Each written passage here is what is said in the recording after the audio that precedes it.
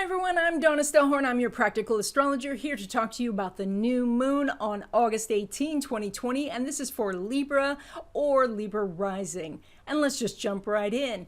This new moon is the sun and moon at 26 degrees of Leo in your house of humanitarian things, the bigger picture, astrology, friendships, the future, all of these things coming together as your new beginning. So that is, if you want to do something bigger, this is the month to plant those seeds. If you want to have more friends, this is the month to plant those seeds. If you are wanting to make more associations and more connections, this is the time. And so this might be that, now you are going to get yourself online so you can do more Zoom conferences. Maybe you're going to do Zoom classes or things like that. And so you are going to be able to reach more people because of this connection. Now, what we see is this new moon is not operating in a vacuum. It is making a ton of aspects this time, and those aspects are going to affect the quality of what you're doing this month. And starting with the Mercury. Mercury's at 28 degrees of Leo, and now normally Mercury, very nice planet, right? It is about your thinking process and how you speak to yourself and how you express yourself in the world. And so, generally we're working on those things, but this one is so close to the sun, it is obliterated by the sun. We call this combust. That is, if we were looking in the sky to find Mercury, we wouldn't be able to see it because it's sitting next to the sun. And so what happens with our own lives is that we're not able necessarily to have thoughts of, that are independent of our ego. We are going to be looking at saying, well, hey, my feelings were hurt, instead of saying, okay, I can separate what this person is doing or saying from my ego or my sense of self. Additionally, it can be hard to hear what other people are saying because, again, that Mercury is just, it's just taken up by the sun. So you have to be quite mindful. This could mean that you're doing some journaling, or that you're just stopping and saying, okay, what's my real thoughts about this? What is this person trying to tell me? Where can I find the information that I'm looking for? Because this can also be that you're just looking in the same places for information, and that you're just in that kind of, what do they call that when you hear only the thoughts that you agree with? Echo chamber. Thank you. Yes. So this is a time for you to look outside of that, but it's not going to be easy because you're doing a lot of aspects here. And the next aspect is that trine to the south node. That one, normally, of course, you're going to hear me talk about trines and say, yay, you have a trine. But in this case, it's a trine to the south node. And the south node is where we go when we're scared. It is going backwards. It is doing the things we've done before. It is not about moving forwards, but just repeating old behaviors. And so now you're doing the trine, which is like getting on a slide and sliding right down into it. It is so easy to go back into old habits. And you are also doing that trine to Mars. And so again, you would have heard me say, oh yay, a trine, but now we're in a grand trine. And this grand trine is that you get a little nervous and then you have to take an action, but that action is exactly the same as you usually do. And you say, oh, I can't do that. And so you take another action, but that action is another thing that you always do. And you're on this little hamster wheel, just spinning and not getting anywhere. So how do you get out of this? You get out of this with that sextile to the north node that is elevated in your chart. That north node is how you go do new things. That's the thing that you do when you are going to be happy so that you can move forward. But it's a sextile. That means you have to be quite mindful, that you have to pay attention. You have to say to yourself, all right, what new thing is outside of my comfort zone that I could go do? And especially because this is in the ninth house, this is about what can I learn? How can I express myself? Maybe through writing or teaching, maybe something where you feel like you're still the student, but it's time to teach those who are, not as far down that path as you are. So you want to really focus on what is you can do outside of your comfort zone that does involve you saying, I know what I'm talking about. Not from an ego standpoint, but from a knowledge standpoint. Now this new moon is doing one more aspect, and that is an inconjunct to Saturn. And so inconjuncts are always where we're taking some sort of time to adjust. Now Saturn is the planet about not feeling confident, not feeling supported, not taking responsibility, and things like that. And so what's happening is that you are feeling like you're not strong as usual, and this is kind of mucking up the works here. You want to take action, you want to have this bigger footprint in the world, but that Saturn is slowing you down. But can you believe it? There's yet another couple of aspects, and this is a configuration. Now, this configuration is with sesquines, and I never talk about sesquines because minor aspects are super hard to use, but because this is a configuration, it's two sesquines with an inconjunct, and that forms this kind of weird looking triangle, and so it is usable energy for you. So what is a sesquine? A sesquine is a 105 aspect that allows you to do something. It's kind of like a cross between a trine and a square, where you have instead, like, you're taking action, but the tools that you're using, they're not very sharp. They're dull tools.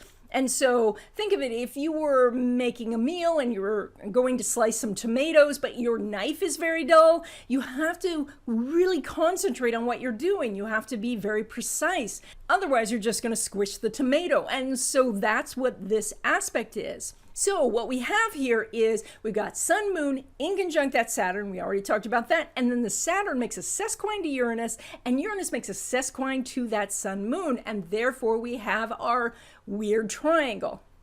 So what this does is this gives us a point where we're shy or hesitant or reserved, and it gives us a hidden treasure. So first, looking at where we are held back, that's the Saturn. This is Saturn in the fourth, so that's held back by family traditions, or your family doesn't want you to move forward for some reason. This is you feeling like it's not part of your upbringing, that you were never trained how to do this.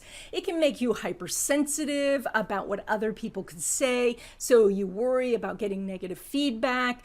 This can be feeling held back because you don't feel loved. So now we look towards that hidden treasure, that Uranus. And this Uranus is in the 8th house. So suddenly resources can become available to you. And that is all kinds of resources that can be help or advice, but also money. This is your ability to see the truth about things and to feel a great courage when you're moving forward. This is about leaping into something and having it work out okay. So this is that old saying, you leap and the net will appear. That is the sesquine that you are doing this time. That's your hidden treasure, that you take action anyway, even though everything is seeming to hold you back. Okay, so now let's go around the wheel and see what the different areas of your life are doing, starting with a relationship. And you have Chiron Mars in your house of relationships, so this is good. You are healing in the area of relationships. You're healing people who are coming in. You yourself are being healed, so that's wonderful. That means that you can be moving a relationship forward, that you can really make deeper connections. And you have the Mars there. You're going to have the Mars there for the rest of the year. That means when a relationship opportunity comes up, you can take action. You know how to connect with somebody right now because that Mars is very clear thinking. It knows what to do. But when it comes to meeting somebody new, what we're seeing more is just maybe temporary connections because the Uranus is in the 8th, because Venus and Mars aren't really talking to each other right now. What you have is that things are going to just continue as they are, and when these two sync up, then things can change. So right now, just look for moving forward. If you're looking for a love relationship, continue to do that inner work that clears out your blocks. That's really going to help because these are going to line up pretty soon. And then if you're in a love relationship, there's not too much right now you can do to move things forward. Maybe they have a good aspect in their chart. That's quite possible. They'll move the relationship forward and you can just nod and say yes. But otherwise, just cool your heels because this will line up later. When it comes to home and family, you got a full house there. That means you need to be continuing working on home and family issues. So these planets are going to be there for a long time. And so you're transforming how you see home. That is, what creates a happy home. And that's from a structural standpoint as well as a family standpoint. I mean, do you live in a place that makes you feel happy? And if you don't, starting to take the steps, and this is a long aspect, starting to take the steps to get into a place that you do love, and maybe even going back and looking at the types of houses you lived in the past and see where you were happy and where you weren't. Now, this also does say that with no aspect happening between Venus and Saturn, that there's not a lot of movement right now. You can continue to declutter or maybe do some renovations or things, but things are actually moving pretty slow. If you're looking for a place to live, you may want to just maybe do a temporary place because right now the energy's not lined up for the best deals. If you're looking to buy something, you want to wait a little bit, continue to look, really hone what you're looking for so that you can really say, oh, this place checks all my boxes or this place doesn't. And by the way, if you've been looking for a long time and not been able to find something, that means you haven't defined what you're really looking for, so the universe can't bring it to you. So that is, make that list and figure out what were the things in my previous houses that I really wanted? What's the thing in the future house I want? And then put these in an order of priority so that the universe can start to see what it is you're looking for. This month, you have lovely Venus in your house of career. This means you will receive some accolades or some recognition for what you're doing. Everybody's liking you. You'll have good relationships with coworkers, so that's wonderful. The boss is liking you. All of that is great. You don't have a relationship going on between Venus and the moon right now, so changing your job is challenging. You might not find exactly what you're looking for, and negotiations can be stalled. So everything's a little bit out of sync. So if possible, if you're interviewing and things like that, just draw it out a little bit until these line up. It's not going to take them very long to line up. Okay, let's talk about your money. Your second house is pulling money from that Pluto, right, in the fourth house. So that is working at home or doing things around real estate. You're going to hear me say that over and over again because Pluto doesn't move very fast. It is co-ruled by that Mars in the seventh house that is connecting with other people. And that Mars is going to be there for the rest of the year. The more people you meet, the more money you're going to make. I'm going to keep saying that to you. And so you might be saying, how can I meet more people when I am stuck at home? But that's why you have the Sun, Moon, and Mercury in the 11th house of technology. And that is to, figure out how to do this video communication, how to connect to people on different levels, maybe through something you're producing, or maybe still one-on-one, but reaching out to people because that will tie in directly to that 7th house and directly to your money.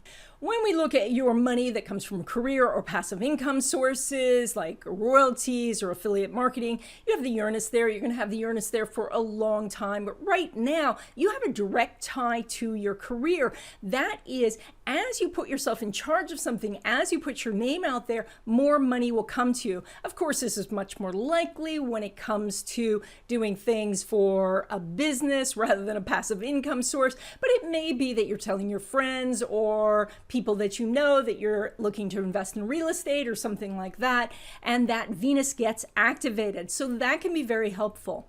Now, that said, you don't have an aspect between Pluto and Venus or Mars and Venus, so right now you're not actually making the money as much as usual. You are going to find that you're planting the seeds or more things are going out or you're making the investment, but you haven't actually cashed in yet. You will be able to cash in later, but right now it is more about finding the investments. Now, the Uranus does say there could be a windfall. We'll talk about windfalls in a second.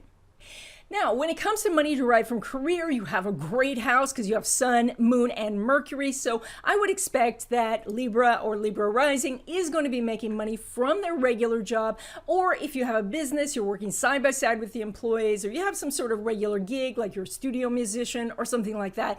So the money is flowing in that way, and it's flowing in pretty well.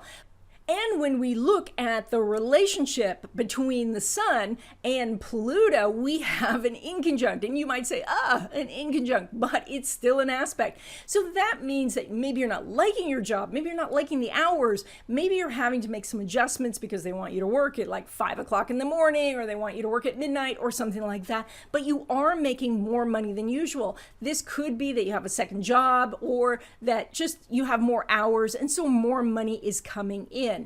And so that can really benefit you, even though you're doing this difficult aspect.